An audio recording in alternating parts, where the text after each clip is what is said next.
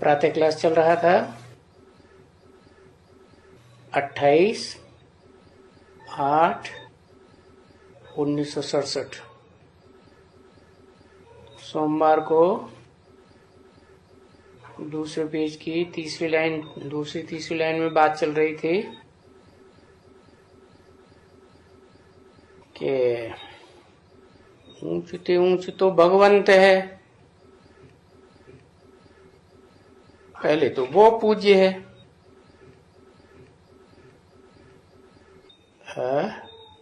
कौन? ऊपर वाला पूज्य है। वाह भाई, ऊपर वाला पूज्य है। वो तो कहता है मैं न पूज्य बनता हूं न पुजारी बनता हूं। जो पूज्य बने सो पुजारी बने। ऊपर वाले को तो कहेंगे आत्माओं का बाप, शिव बाप। तो जब इस सृष्टि पर आता है, जैसे और सब आत्माएं आती हैं निराकारी धाम से, तो वो तो निराकार हैं, नंगी हैं, शरीर रूपी वस्त्र तो है नहीं है। तो फिर पूजा कैसे होगी? बिंद की पूजा होगी? जल चढ़ाएंगे लुढ़क जाएगी है? और फिर बताया तुम बच्चे जब आते हो इस सृष्टि पर पार्ट बजाने, तो तुम शरीर लेते हो पार्ट बजाने के लिए। तो सतयुग के देवी देवताएं कहे जाते हैं, फिर वो पूज्य हुए। तो वो पीछे पूज्य हुए ना। और इस समय तो सभी भ्रष्टाचारी हैं, भ्रष्टाचरण करने वाले देवताओं कहते हैं श्रेष्ठाचारी। श्रेष्ठ ज्ञानेंद्रियों से आचरण करते हैं। सृष्टि की वहां पैदाइश ही श्रेष्ठ इंद्रियों से होती है, और इस समय सब भ्रष्ट इंद्रियों से पैदाइश, आचरण ही भ्रष्टाचारी। तो इनको भ्रष्टाचारी कहा जाता है, क्योंकि नमन तो शरीर को किया जाता है ना। और तुम किसको नमन करते हो? तुम किसको नमन करते हो? तुम बुद्धि किसको झुकाते हो? सर झुकाते हैं ना। तुम शिव बाबा को नमन करते हो, उनके सामने झुकते हो। तो देखो, जो नमन करते हैं वो सिर्फ पुजारी बनते हैं। सिर्फ पुजारी क्या?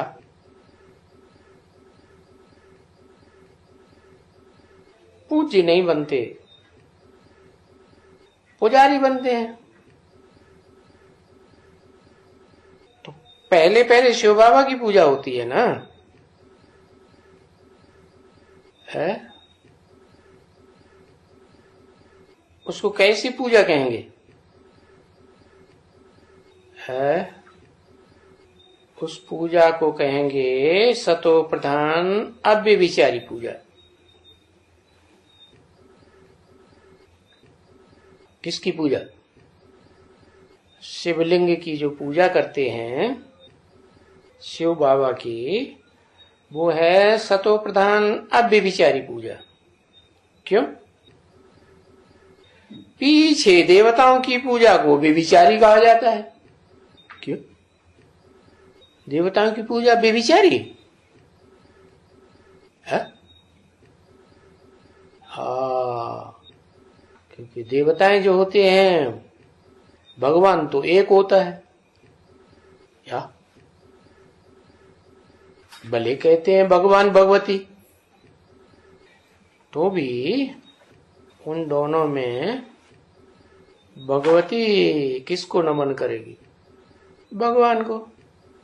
तो भगवान तो एक ही हुआ ना पूज्य है, और उसको कहेंगे अब बेविचारी पूजा। क्योंकि जो शिव बाबा जिसे कहा जाता है, जिसकी यादगार शिवलिंग बनाते हैं, उसमें शिव भी है और वो शरीर भी है जिसमें प्रवेश करते हैं। है तो एक कि दो? दो हैं। एक ही तो है, उसको एक कहेंगे या दो कहेंगे? है? हाँ, जब लक्ष्मी नारायण है तो कहेंगे दो कि एक कहेंगे? तो दो हैं, मंदिर में लक्ष्मी नारायण की पूजा करते हैं तो दो की करते हैं कि एक की करके भाग जाते? दो की करते हैं। तो बेविचारी हुई या बेविचारी है? बेविचारी पूजा हुई। और शिव बाबा के मंदिर में है एक, शिवलिंग एक ही दिखाया जाता है ना, तो समझा? उसको कहेंगे सतोगुणी पूजा। हाँ, क्योंकि वो सत्व गुण है। ऐसे नहीं कि सत्व गुण प्रधान है। और देवताओं को क्या कहेंगे? सत्युग में देवताओं को कहेंगे सत्व गुण प्रधान, 16 कला संपूर्ण है। तो प्रधान हो और सिर्फ सत्व गुण रहे, अंतर है या नहीं? तो शिव तो सदैव सत्व गुण वाला है, न प्रधान बनता है न हीन बनता है। और देवताएं पहले सतो प्रधान, फिर सतो सामान्य, फिर रजो प्रधान, फिर तमो प्रधान।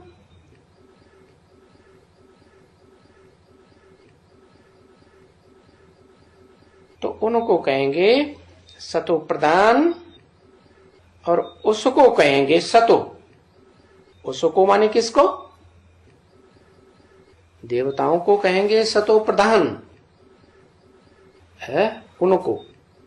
और उसको कहेंगे सतो। किसको? उसको और उनको में क्या अंतर? उसको कहा जाता है एक को, है, और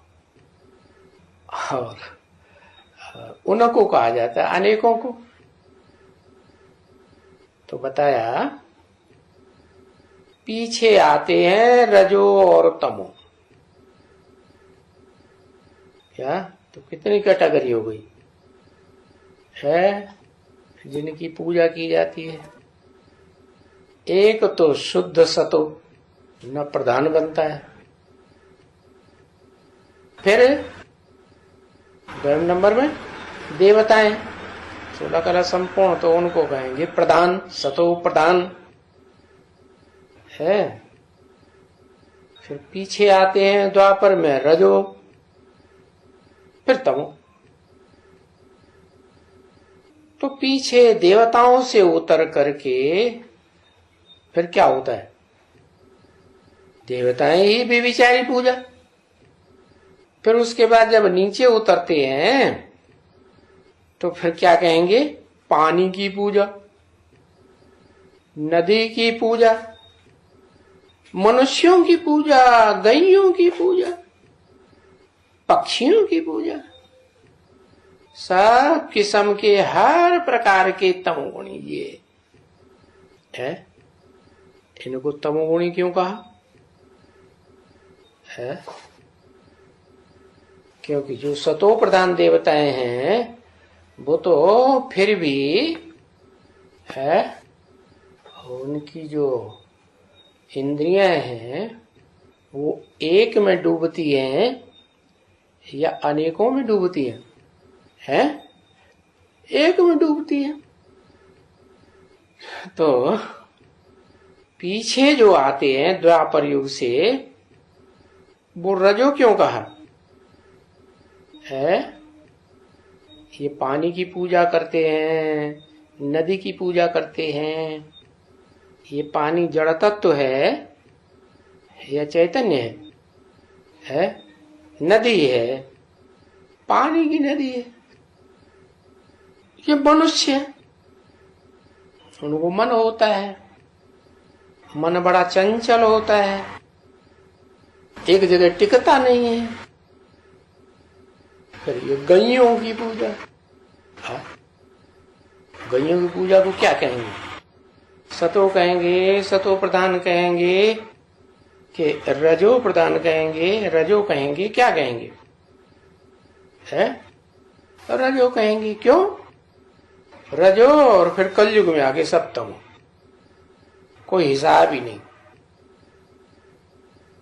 है। तो ये जो रजो और तमो बनते हैं, है गैया हैं, पक्षी हैं, मनुष्य हैं, पानी की नदियां हैं, किस्म किस्म के हैं। ये तमोगुणी क्यों बताया इनको? है कोई जानवर हैं, पक्षी हैं, ये कोई बुद्धि से सोचने विचारने वाले हैं क्या? है कि किस बात से हमारी नस्ल गिरेगी, है, और किस बात से हमारी नस्ल ठहरेगी या गिरेगी या उठेगी, वो कुछ सोचते हैं? नहीं। तो ये तमोगुणी हैं। दिन प्रतिदिन फिर तमोगुणी पूजाएं होती रहती हैं और अनेक प्रकार की पूजाएं होती रहती हैं। तो ये सब बातें बाप बैठ समझाते हैं। और भी एक बात है जो आज समझाते हैं कि बहुत ही रिलीजियस कॉन्फ्रेंसेस होती रहती है। क्या कॉन्फ्रेंस मंगाते हैं है कि फलाने ने, फलाने धर्म वाले ने रिलीजियस कॉन्फ्रेंस बुलाई है, तो मंगाते हैं। पीछे कभी आदि सनातनी मंगाएंगे, कभी जैनी लोग मंगाएंगे कॉन्फ्रेंस, कभी आर्य समाजी मंगाएंगे, कभी अंग्रेजी लोग भी मंगाएंगे, बौद्ध भी मंगाएंगे। तो ये सारा रिलीजियस कॉन्फ्रेंस मंगाने का एक दस्तूर चल गया। क्या कुछ फायदा होता है? सारे ही अलग अलग है, अपना अपना भाषण करके, कॉन्फ्रेंस करके, जैसे मेदकों की ट्रा होती है, चले जाते हैं। फैसला तो कुछ भी होता नहीं। तो देखो यहां भारत में भी ऐसे करते हैं और विलायती में भी कॉन्फ्रेंस मंगाते हैं। तो किस लिए मंगाते हैं? वो अपन को कुछ ऊंचा समझते हैं। क्या कि देखो हर एक अपन को ऊंचा समझते हैं ना बच्चे, बात मत पूछो। इस समय कोई न कोई धर्म में विशेष गुण होने के कारण, क्यों हर एक धर्म में कोई न कोई विशेषता होती है ना, तो वो अपने को बड़ा समझते हैं। जैसे मानो ये जैनी लोग हैं, तो देखो मुंह में कपड़ा लगा हुआ है। क्यों? हाँ वो दिखाते हैं, देखो हम बड़े अहिंसक हैं। ये जो इंसेक्ट उड़ते हैं हवा में, वातावरण में, वो हमारे अंदर ना चले जाए, दुखी होंगे, मरेंगे। तो ये विशेषता दिखाते हैं अपनी कि हम देखो अहिंसा का इतना ध्यान रखते हैं, कोई प्राणी को, कोई आत्मा को दुख न हो। और फिर उन जैनियों में भी किस्म किस्म के होते हैं। भाई ये तो सब जानते हैं कि जैनी धर्म भी एक दिगंबरी और एक श्वेतांबरी है, होते हैं ना। अब होना तो एक चाहिए या अलगाववादी होना चाहिए है। फिर उनमें मल्टीफिकेशन होकर के बाद में जैन धर्म भी दो हो गए। शूटिंग कैसे होती है?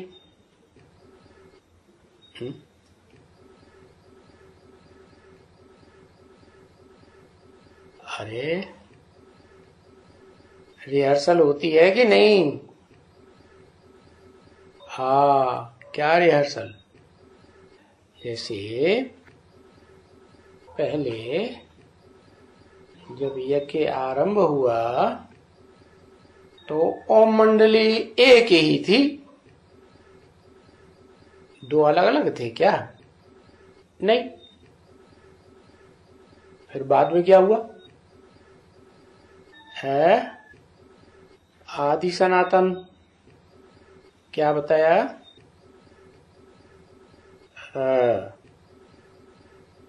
बाद में क्या हुआ? ब्रह्मा का नाम आया, ब्रह्मा कुमारी। तो ओम मंडली में किसके कुमार थे?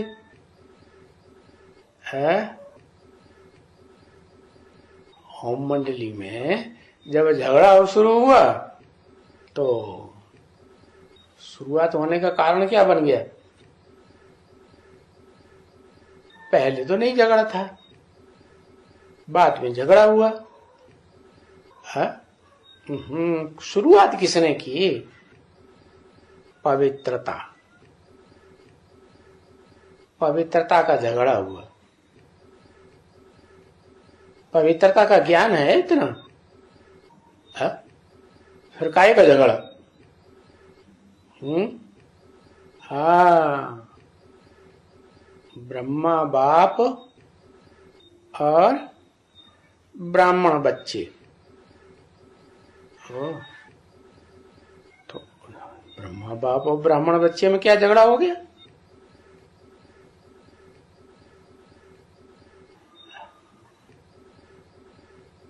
है?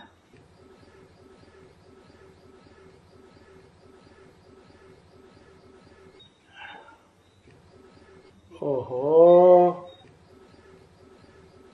वो झगड़ा करने की क्या बात है? पहले तो सच्चाई जानना चाहिए ना, तब झगड़ा उठाना चाहिए। हाँ, वास्तव में झगड़ा चालू कब हुआ? ये तो पहले भी कहते थे ब्रह्मा बाबा, ऐसा मत करो, वैसा मत करो। तो क्या झगड़ा था उस समय?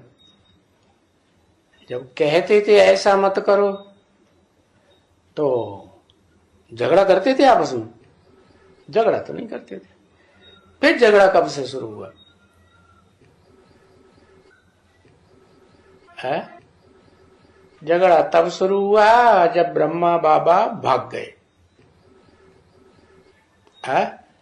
हाँ, तो लोगों का विश्वास तो सिंधी के ऊपर बैठा हुआ था,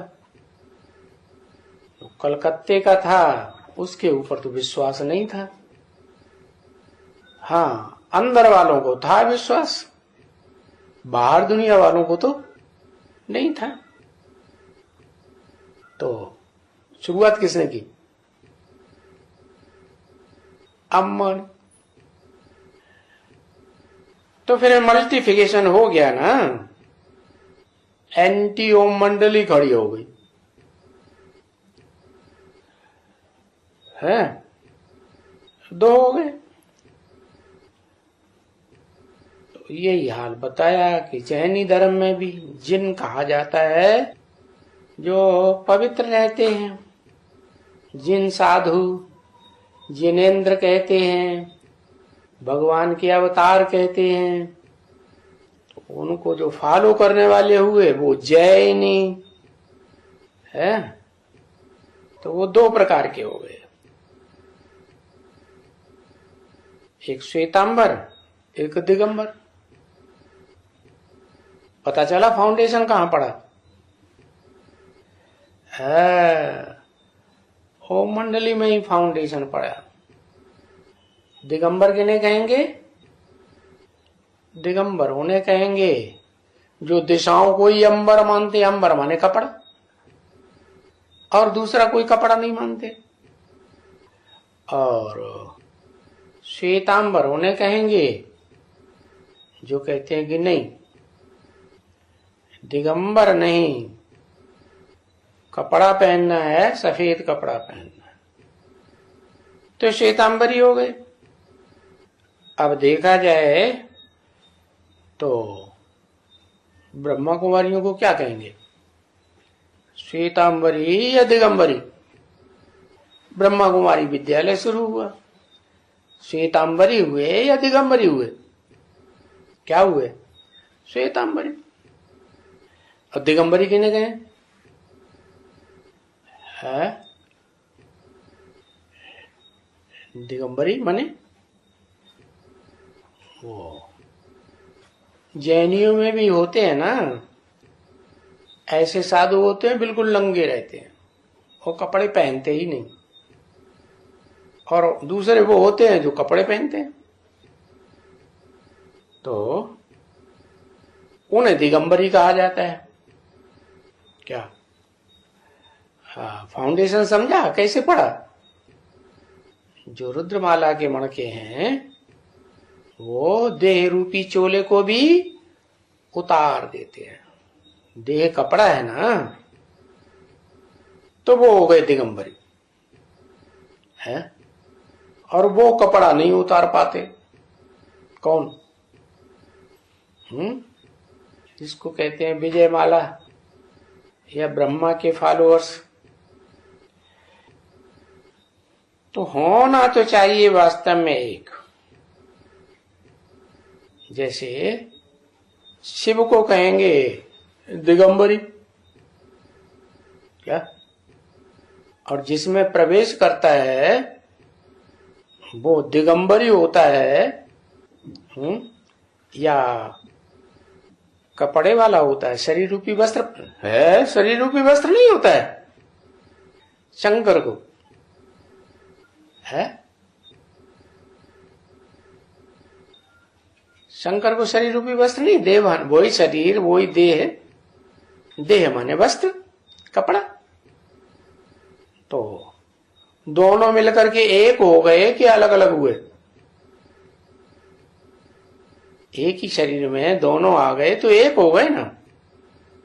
तो यही बताया कि होना तो चाहिए एक, और हो गए 2।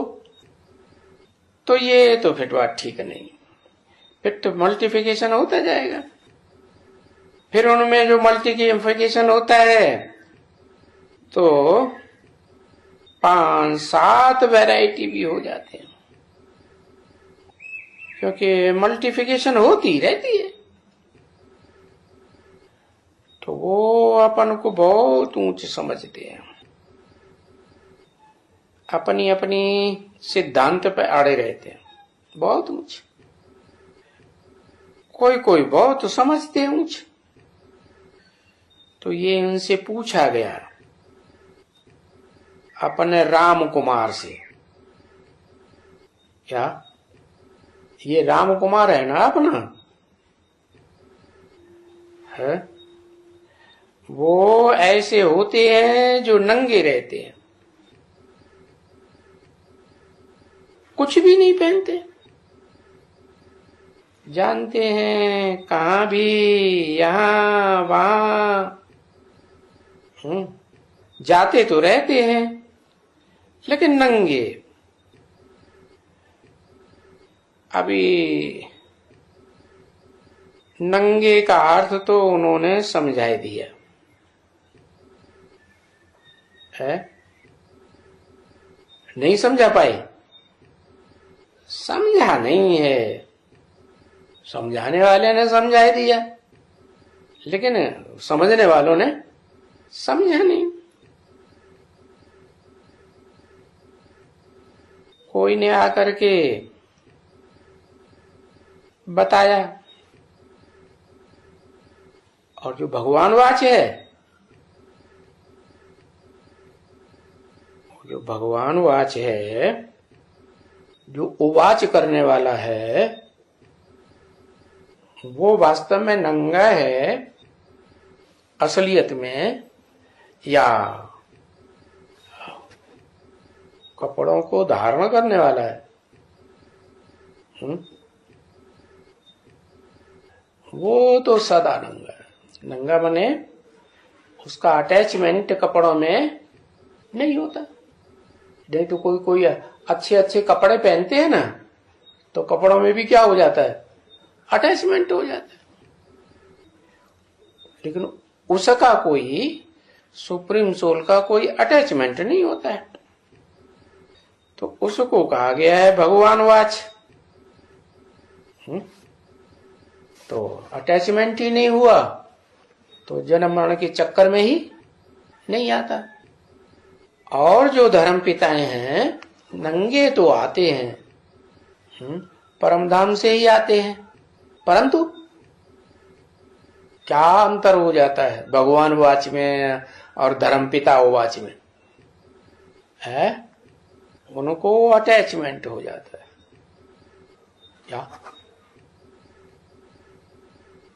क्या सबको अटैचमेंट हो जाता है? सब धर्म पिताओं को है? हाँ, वही संग के रंग में रंग जाते हैं, माने अटैचमेंट हो गया। तो क्या सबको हो जाता है? सबको। अच्छा, माना शिव बाप आते हैं जो सदा नंगे रहते हैं, कभी कपड़ों में अटैचमेंट नहीं होता, तो आप समान किसी को नहीं बनाते? तो फिर क्यों कहते हो कि सभी धर्म पिताएं ऐसे होते हैं अटैचमेंट वाले? एक तो बनता है कैसा?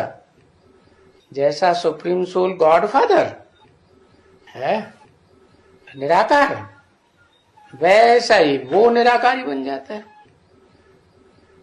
जब बन जाता है तो उसको संग का रंग लगता है? उसको भी नहीं लगता।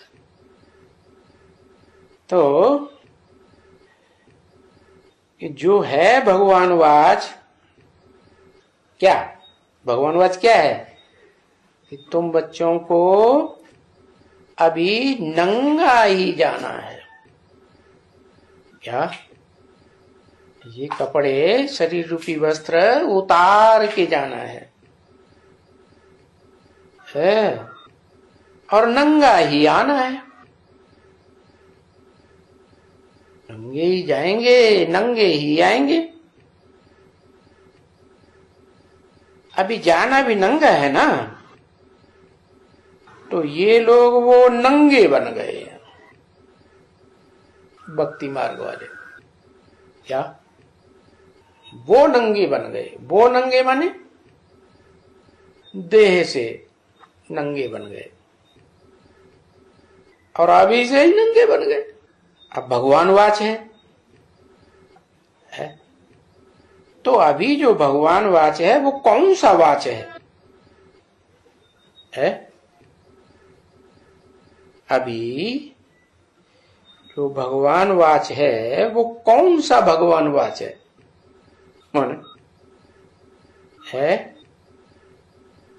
वो भी इन लोगों को मालूम नहीं है, कोई को मालूम नहीं है कि अभी कौन सा भगवान वाच। यानी भगवान वाच, अच्छा अभी से तो समझाते हैं कि अभी क्या समझाते हैं 67 में, अभी से तो समझाते हैं। क्या समझाते हैं? है कि भगवान निराकार है। 67 में क्या समझाते हैं? क्या समझा? समझने वालों ने क्या समझा? और समझाते थे तब क्या समझाते थे? निराकार है। तो असलियत में क्या है? निराकार है या साकार है? अभी से तो समझाते नहीं है असलियत कि अब कौन सा भगवान वाच है। अभी जो समझाते हैं सन 67 में वो तो निराकार, फिर निराकार उवाच कैसे करेगा? है। और बच्चों को भी कहा जाता है कि जैसे भगवान नंगा आता है, कपड़े उसको नहीं होते हैं, और तुम भगवान के जो बच्चे हो वो भी निराकार, नंगे ही आते हो, नंगे ही जाना है पिछाड़ी।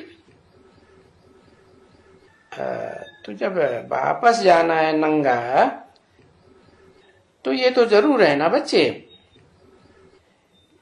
कि यहां आते हैं पार्ट बजाने के लिए। क्या? और पार्ट बिंदी आत्मा, निराकार आत्मा तो फुदुक फुदुक के नहीं बजाएगी।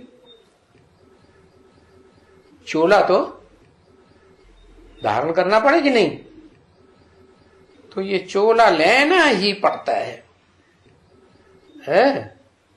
किसको? जिसको कहते हैं भगवान वाच, उसको चोला लेना ही पड़ता है। और किसका चोला लेना पड़ता है? जानवरों का, पक्षियों का, है पेड़ पौधों का, किसका लेना पड़ता है? मनुष्यों का लेना पड़ता है। तो मनुष्य तन का चोला लेना पड़ता है। मनुष्य तन का ही क्यों लेते हैं? क्योंकि इस सृष्टि रूपी रंगमंच पर जितने प्राणी हैं उनमें मन बुद्धि वाला तो मनुष्य है ना। जो भगवान वाच करेंगे, बोलेंगे, उस पे मनन चिंतन मंथन कौन करेगा? जानवर करेंगे? पक्षी करेंगे? नहीं। नदियां करेंगी? नहीं। कौन करेगा? मनन चिंतन तो वो करेगा जो मन वाला हो। कैसा मन वाला है? मन वाले तो सभी मनुष्य होते हैं। इस दुनिया में जो भी 500-700 करोड़ मनुष्य होंगे वो सब मन वाले ही होंगे या जानवर बुद्धि होते हैं? होते तो मन वाले हैं। तो मैं अव्वल नंबर में आऊंगा, जो अव्वल नंबर मन वाला है, या कोई में भी आ जाऊंगा है? अभी ड्रामा तो पूरा होता है, एकदम पूरा हुआ है। जब ड्रामा पूरा होता है तो दुनिया की हर चीज 4 अवस्थाओं से बाहर होती है। तो ड्रामा भी चौथी अवस्था में, तमो प्रधान अवस्था में पहुंच गया। तो जो चौथी अवस्था में, तमो प्रधान में पहुंच गया, उनमें मन बुद्धि से है सबसे जास्ती तमो प्रधान कौन हुआ? कोई होगा या नहीं? सब एक जैसे कतार के होंगे नहीं? तो वो सुधरेगा तो सब सुधर जाएंगे। इसलिए मैं उसी में प्रवेश करता हूं। क्या? कि ड्रामा के आदि में होता तो है एकदम पावरफुल मन वाला, पावरफुल बुद्धि वाला। क्योंकि मैं जब आता हूं तो जिसमें आता हूं उसे आप समान बना के जाता हूं। तो मेरे को तो मन ही नहीं है। किसने बोला है? शिव ने बोला मेरे को तो चंचल मन है ही नहीं, लेकिन जिसे मैं प्रवेश करता हूं वो कलयुग के अंत में आकर के सबसे जास्ती चंचल मन वाला बनता है। वो बनता है कि ज्ञान चंद्रमा ब्रह्मा बनता है। कौन बनता है सबसे ज्यादा चंचल मन वाला? ज्ञान चंद्रमा ब्रह्मा। अच्छा, माने वही घोड़ा है चंचल, उससे ज्यादा चंचल कोई नहीं दुनिया में। और माना ब्रह्मा का कोई बाप है कि नहीं है कि नहीं है? तो बाप में जो सिफ्त नहीं होगी वो ब्रह्मा में कहां से आ जाएगी? है, आ जाएगी। बाप ज्यादा पावरफुल कि बच्चा ज्यादा पावरफुल है? बाप ज्यादा पावरफुल। तब जब बाप ज्यादा पावरफुल हो तो ज्यादा पावरफुल मन किसके अंदर हुआ है? हाँ, उसका नाम ही है पिता है। तो बताया कि कलयुग के अंत में जो सबसे जास्ती जड़त्व मन बुद्धि वाला बन जाता है वो सुधरेगा तो सब सुधर जाएंगे।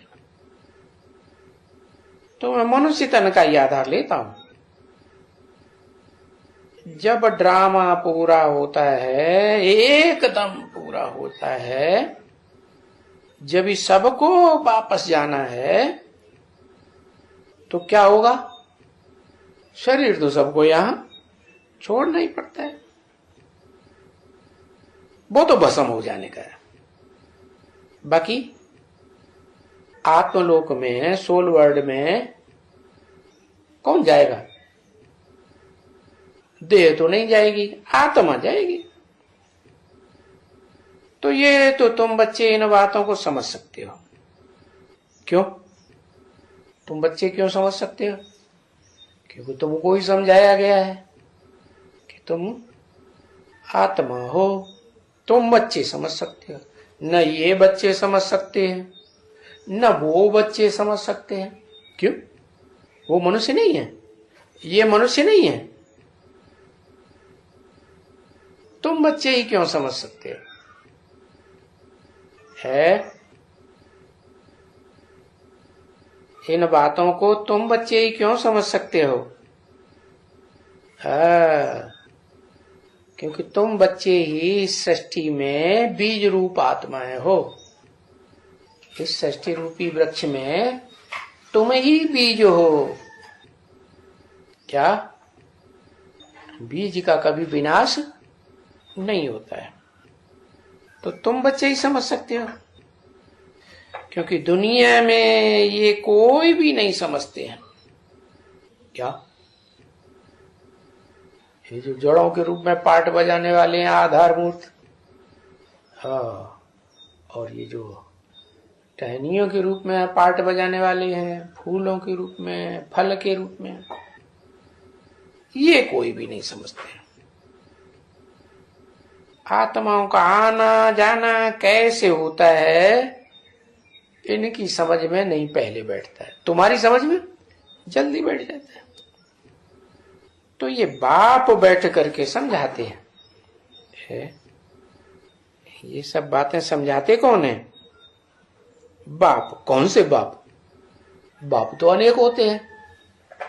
लौकिक बाप, अलौकिक बाप, पारलौकिक बाप। तो समझाते कौन है? पारलौकिक बाप समझाते हैं। तो ये तो समझ गए हो, समझ चुके हो कि जो भी आत्माएं आती हैं वो तो आती ही रहती हैं, पार्ट बजाने के लिए आती रहती हैं, और झाड़ वृद्धि को पाता रहता है। झाड़ वृद्धि को पाए पाए करके देखो कितना झाड़ ने वृद्धि को पा लिया। पहले सतयुग में इस झाड़ में कोई 9 लाख आदमी होते हैं। कितने होंगे पहले सतयुग में? सतयुग में पहले ही पहले 9 लाख आदमी होंगे।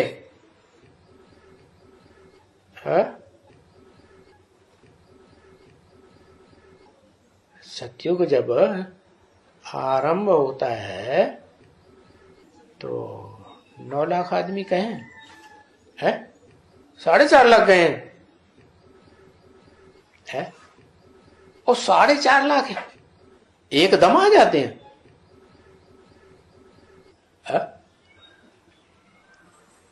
8 आते हैं एकदम, उनके आने में अंतर नहीं पड़ता। अरे मिसाल तो दिया रहट का, वो कुएं में बाल्टियां डाली जाती है ना, ऐसे ऐसे गोल घूमती रहती हैं, पानी भरा फिर वो डाला, फिर नीचे गई, फिर ऊपर आई पानी भर के, ऐसे होता है ना। तो ऐसे ही आत्माएं आती है, तो एक एक करके आएंगी या 8 इकट्ठे उतर पड़ेंगी या 4.5 लाख उतर पड़ेंगे है। जो आत्माएं आएंगी नंबरवार हिसाब से आएंगी। तो बताया वो झाड़ वृद्धि को पाता रहता है। बाकी 52 बताया कि 9 लाख आदमी होते हैं, वो तो इसलिए बताया कि पहली पीढ़ी में 9 लाख होंगे, क्योंकि जो जन्म देने वाले हैं वो तो बीज रूप आत्माएं हैं। क्या क्या है ना, बीज रूप आत्माएं हैं, और जिनको जन्म मिलना है वो बीज हैं या आधार हैं? वो आधार है। तो आधार की बात बताई, पहली पीढ़ी वहां आधार से शुरू होती है, उसमें बीज भी है, बिना आधार के बीज टिकेगा कैसे? तो वो झाड़ वृद्धि को पाता है। कैसे कैसे? नए नए किस्म के आते हैं। सतयुग में दूसरी पीढ़ी शुरू होगी, दूसरी पीढ़ी शुरू होगी और नई किस्म की आत्माएं दूसरी पीढ़ी में आना शुरू हो जाएंगी, उसमें इमर्ज होते हैं ड्रामा के प्लान अनुसार। अभी ये झाड़ है भी तो जो अनेक धर्मों का झाड़ है वो भी गाया हुआ है। इसके लिए इसको ही कहा जाता है विराट नाटक। क्या विराट स्वरूप भगवान का दिखाते हैं ना, उसमें देवताएं भी दिखाए हैं, क्षत्रिय भी दिखाए हैं, वैश्य भी दिखाए हैं, शूद्र भी दिखाए हैं। तो विराट नाटक है। विराट कहा ही जाता है जिसको अभी तो मनुष्य नहीं समझते हैं, इसलिए समझाने के लिए भक्ति मार्ग में भी विराट रूप बनाया है, परंतु कोई उनको समझ ही नहीं सकते सिवाय तुम्हारे। क्यों? वो विराट स्वरूप का अर्थ क्या है? हमेशा से ही विराट था या पहले सूक्ष्म था? पहले सूक्ष्म था, फिर अंत में जाके विराट रूप बनता है। तो उसका ही अर्थ है कि ये वैरायटी धर्मों का झाड़ जब हो जाता है तब इसे कहा जाता है विराट रूप। उसमें शूद्र भी आ गए, कलयुग के द्वापर के वैश्य भी आ गए। तो देखो है कितना वैरायटी, और उन वैरायटी की शक्लें भी देखो एक एक की। एक ही जैसी शक्ल है कि अलग अलग शक्ल। भले मिक्स भी हो जाते हैं। इंडिया वाले और यूरोप वाले अंग्रेज मिक्स हो जाते हैं, भले कहे जाएंगे एंग्लो इंडियन, तो भी रूप बदल जाएगा या वो ही रहेगा? बदल जाता है। तो इनकी शक्लें देखो, इस्लामियों को देखो, है काली काली शक्ल होती है उस तरफ में। इस तरफ कोई रहते हैं उनकी बात नहीं बताई, उस तरफ में माना अफ्रीका की तरफ इस्लामी वो हैं। और फिर उनमें से दूसरी वैरायटी निकल पड़ी। मोहम्मद आया तो मुसलमान, ये फिर मोहम्मद के धर्म के हैं और वो इब्राहिमी धर्म के हैं। क्या अंतर हो गया ना? फिर भी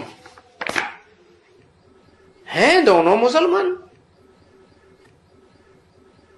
जैसे जैनी श्वेतांबर है चाहे दिगंबर हैं दोनों जैनी, ऐसे ही ये दोनों मुसलमान, क्योंकि उनकी ब्रांचेस निकल पड़ी ना। 28/8/1967 की वाणी का 3रा पेज। ये मोहम्मद तो अभी आया, कभी मने अभी मने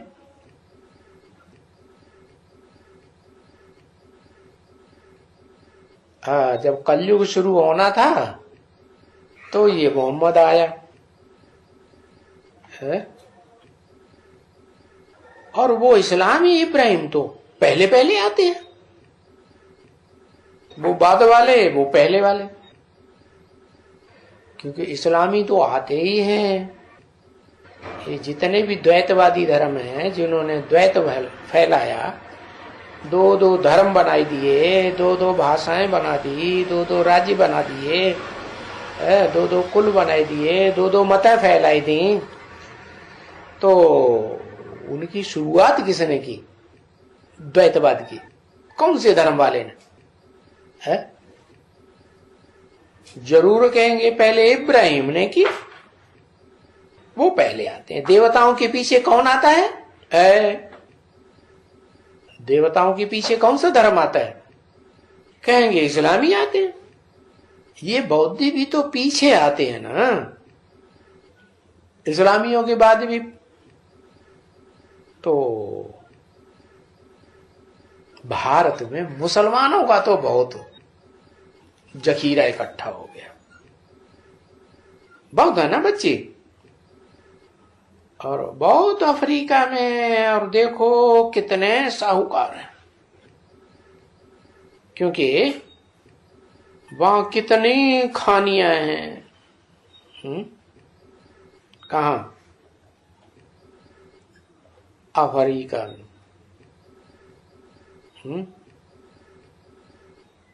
सबसे जो कॉस्टली खानी होती है वो कौन सी? जो वहां बहुत है? डायमंड।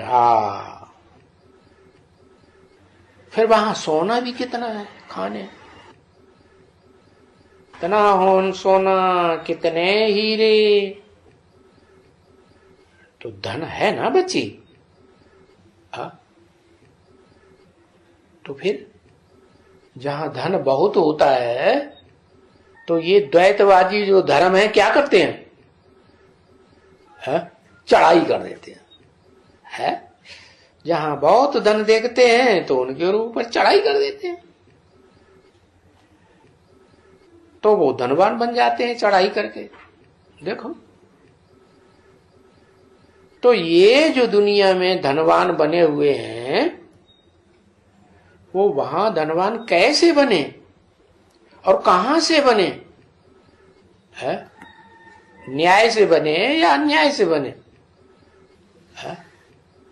धर्म कहें कि अधर्म कहें? क्रिश्चियन लोग जो इतने धनवान बने हैं, ये कैसे बन गए? इन क्रिश्चियंस ने भी अफ्रीका में चढ़ाई की कि नहीं? हाँ, तो बड़े धनवान बन गए, क्योंकि ये अफ्रीकन इनके ऊपर राज्य करके वहां से जो जो भी धन मिला वो सारा धन इन्होंने यूरोप में अपनी तरफ खींच लिया। किन्होंने? उनका जो धर्मखंड है यूरोप में, किसका? अंग्रेजों। इसलिए बहुत साहूकार बन गए।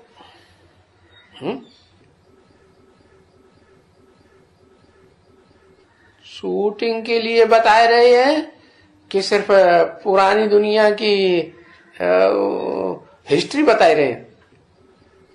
इसलिए बता रहे हैं कि रिहर्सल में जो कुछ ब्रॉड ड्रामा में हुआ उसको टैली करो।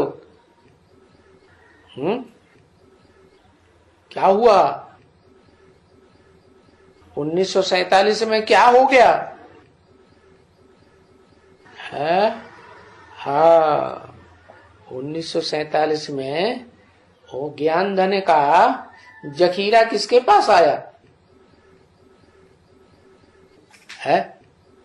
हाँ, ऐसे नहीं क्यों मंडली में जिनका वर्चस्व था उनके पास रहा, नहीं, बदल गया। क्राइस्ट और कृष्ण की राशि मिलाते हैं ना, तो ब्राह्मणों की दुनिया में जो कृष्ण के फॉलोअर्स हैं, कृष्ण को साकार में गीता का भगवान मानते हैं, वो फिर साहूकार बन गए। ज्ञान धन के साहूकार बने ना है। और वो रुद्रमाला के मण के बीज रूप आत्मा है, जो 42 से लेकर के जन्म लेने लगे इधर उधर दुनिया में बिखर के। वो गरीब बन गए कि साहूकार बने? गरीब बन गए।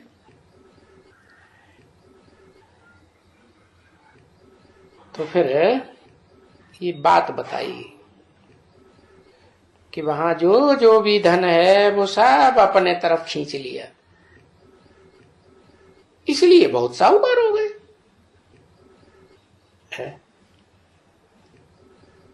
कैसे बन गए साहूकार?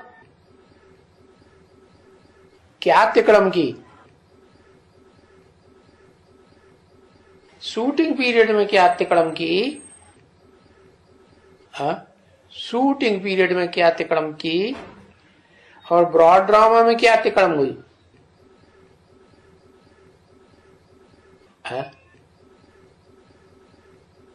कृष्ण को फॉलो किया है क्रिश्चियंस ने, उन्होंने क्या किया जो इतने धनवान बन गए है?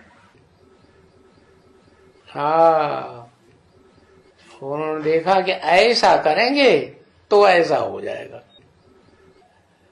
तो वो ही तिकड़म की।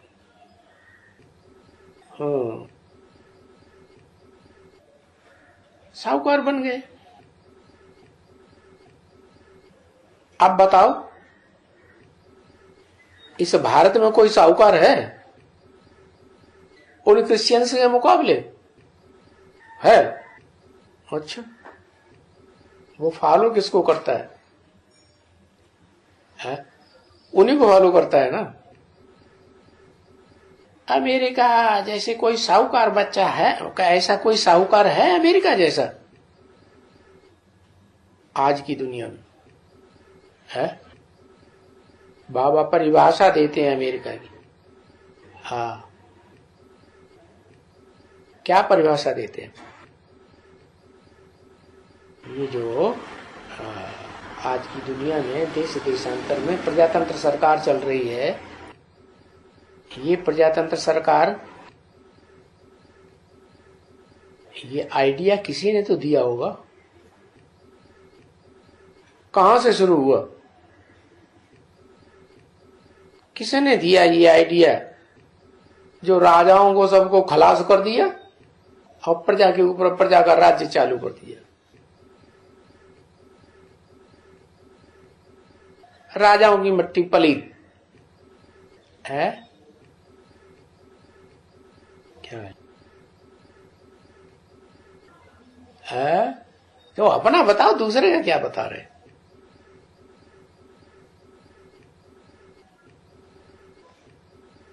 हाँ, वो भी कहेंगे अंग्रेज। हाँ, तो देखो अभी क्रिश्चियन जैसे साहूकार कोई भी नहीं है। अमेरिका में भी तो क्रिश्चियंस का राज है ना, उनके जैसा कोई साहूकार नहीं। नहीं, सबका ही धन खींच के रख लिया। तो भी देखो है, इतना धन खींच के रख लिया, तो भी देखो अफ्रीका में कितना धन है। कौन सा खंड है? धर्मखंड कौन सा है? इस्लामी धर्मखंड। और भारत में इतना धन नहीं है। क्यों? कारण क्या हुआ? कोई कारण तो हुआ होगा। तमो बन गए। अरे कारण हुआ, इस्लामियों ने कहां लूट मचाई। इतनी लूट तो मचाई सबसे जास्ती मुसलमानों ने है। कारण ये हुआ कि इस्लामियों के पास इतना धन है अभी भी, इतना लुट जाने के कारण अफ्रीका में, और भारतवासियों के पास नहीं है। इसका मूल कारण क्या हुआ कि वो एक धर्म को मानते हैं, एक धर्म ग्रंथ को मानते हैं, क्या? और एक ही अपना बड़े से बड़ा तीर्थ मानते हैं, एक ही मत पर हैं। तो उनमें एक है। इसलिए अंग्रेजों ने भले अफ्रीका को इतना लूटा, तो भी वहां इतना धन है। और भारत में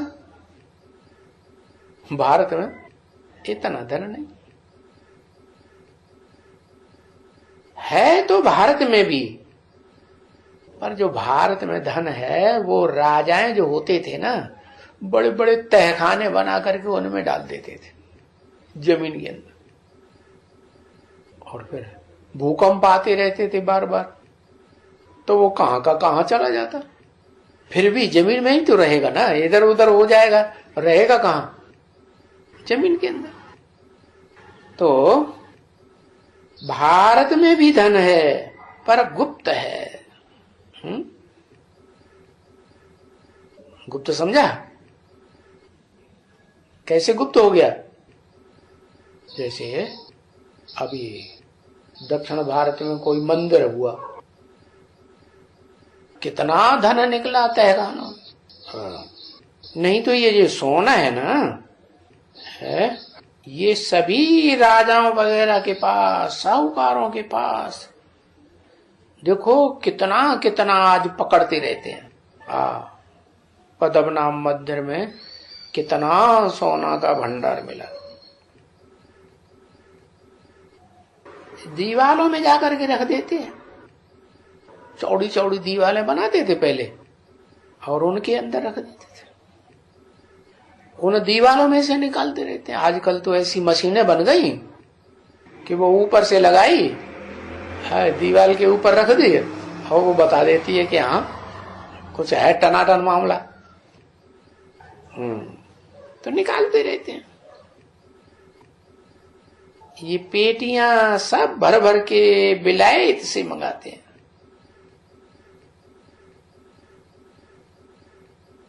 तो जरूर वहां छिपाते होंगे ना आजकल। छिपा के रखेंगे कि ऐसे ही रखेंगे? छिपाते होंगे। आगे के जमाने में कोई ऐसे सोने की पेटियां बेटियां छिप करके नहीं रखी जाती थी, क्योंकि उस समय सोने का भाव ही एकदम एक ही था। 15 रुपए की एक गिन्नी सोने की, 24 रुपया सोने का पक्के का भाव, बस। और वो ही चला आता था लंबे समय तक। अभी तो देखो कितना ऊपर नीचे होता रहता है। ये सब बातों से टैली किया? कहां टैली किया? अभी तो कितना छुपाते रहते हैं। छुपाते हैं कि नहीं? हाँ? बोलो, पहले इतना छुपाते थे? हाँ? बेसिक में थे तो ज्ञान धन का भंडार इतना छुपा के रखते थे? नहीं।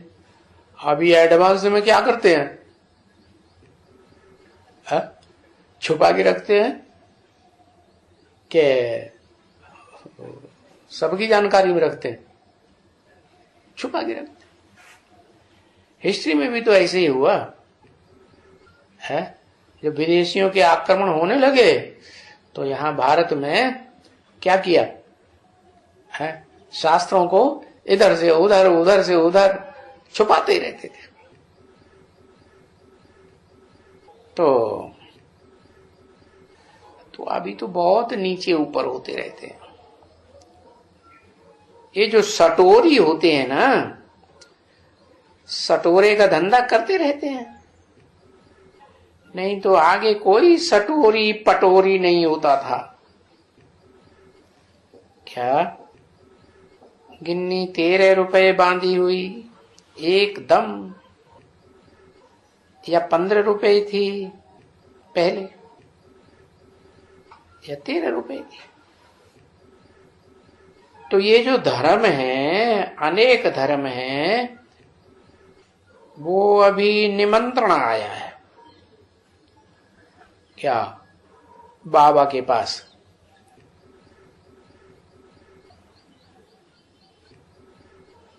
सटोरी वो जो उसका धंधा करते हैं ना, गैम्बलिंग का,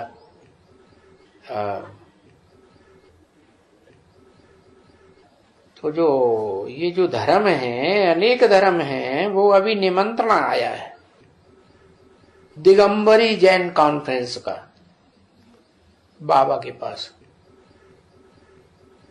तो ये मंगाते रहते हैं कि आओ भाई, हमारी कॉन्फ्रेंस हम लगाए रहे हैं, तुम भी आकर के अपनी बात बताओ।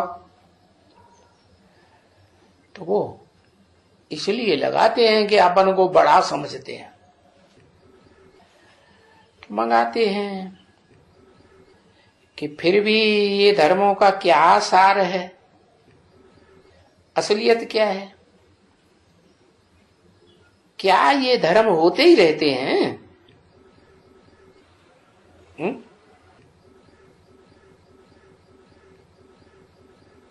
ये कभी विनाश नहीं होते, बढ़ते ही रहते हैं? क्या होते हैं? ये बात उनको कभी किसी की बुद्धि में बैठ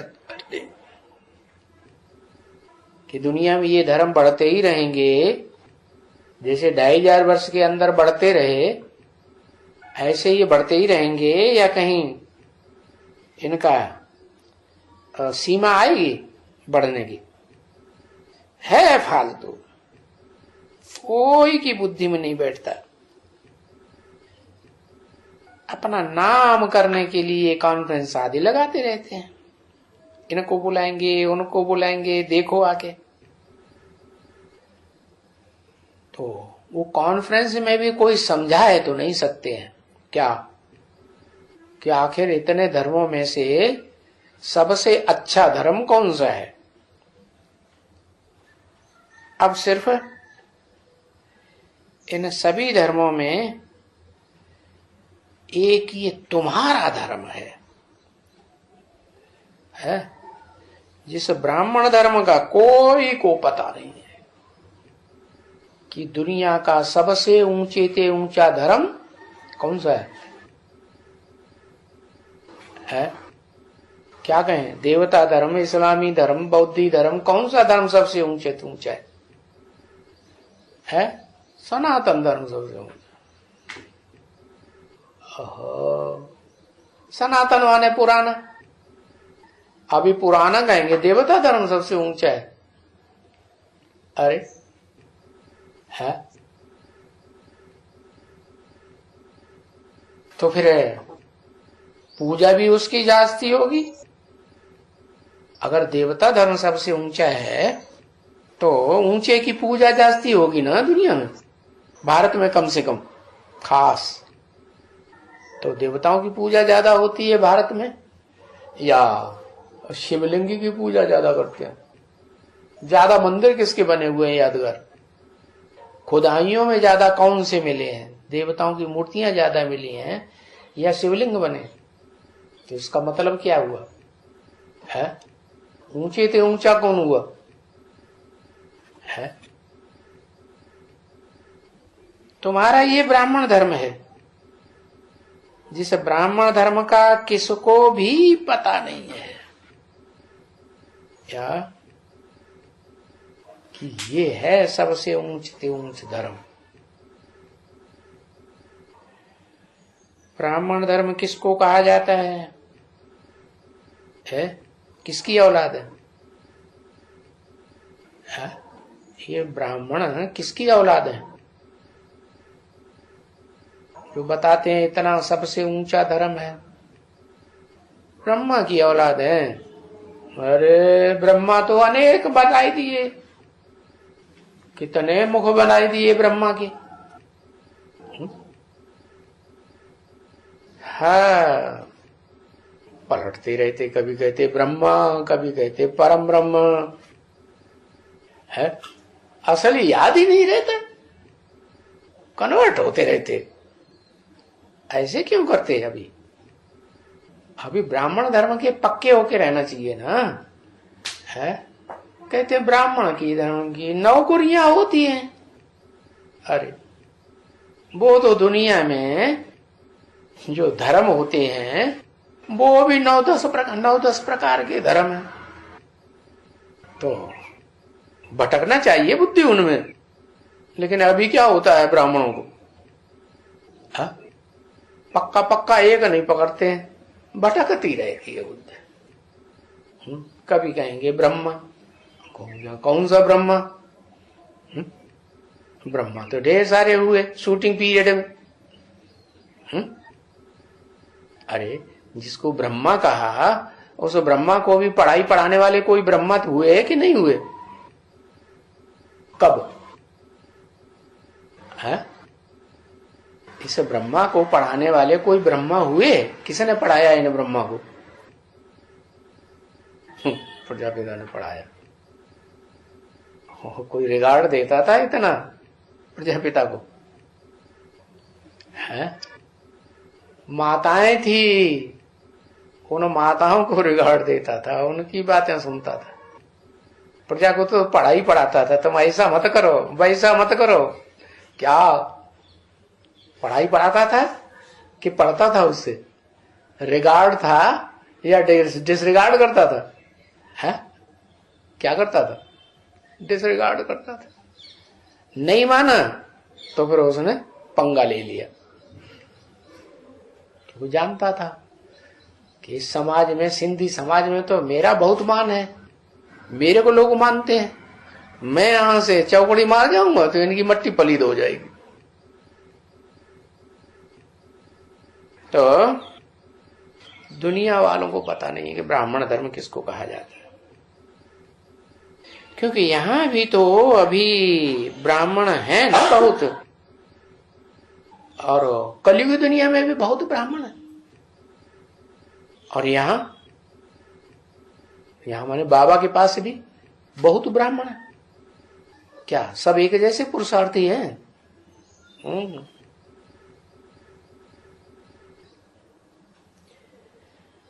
तो ये बातें किस लिए बताते हैं? कलयुग के भी बता दिए, कलयुग में भी ढेर ब्राह्मण है?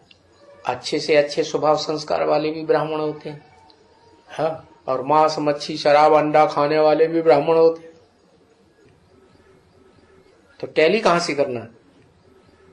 ब्राह्मणों की संगम युग दुनिया में टैली करना है ना, कि असली ब्राह्मण कौन से हैं, है? तो ये तो कोई कहेंगे जो ढेर के ढेर हैं वो कुख वंशावली है क्या? इनमें से असली मुख वंशावली ये ढेर के ढेर कोई नहीं। और ब्राह्मणों की तो पूजा की जाती है? पूजा किसकी की जाती है? जिन ब्राह्मणों की पूजा की जाती है वो पूजा किसकी की जाती है? ब्राह्मणों का जो नाम है प्रजापिता ब्रह्मा, तो फिर एक पिता की संतान सब भाई बहन होना चाहिए ना क्या? ये तो ऐसे कहें कि अगर हम ब्रह्मा की औलाद हैं और ब्राह्मण हैं तो फिर सब भाई बहन हो सके, और फिर इनकी आपस में शादी भी नहीं हो सके, क्योंकि ब्राह्मणों की शादी तो ब्राह्मणों में होती है, कि शूद्रों में होती है, वैश्यों में होती है, क्षत्रियों में होती है नहीं। तो देखो यहां शादी तो हो न सके। तो इससे सिद्ध होता है कि ये ब्राह्मण ये ब्रह्मा के वंशावली नहीं है। वंशावली माने कैसी वंशावली? मुख वंशावली नहीं है। ये कोई दूसरा है जो ऊपर नाम रख दिया अपने ऊपर ब्राह्मण का। तो ऐसे नाम रखते हैं ना,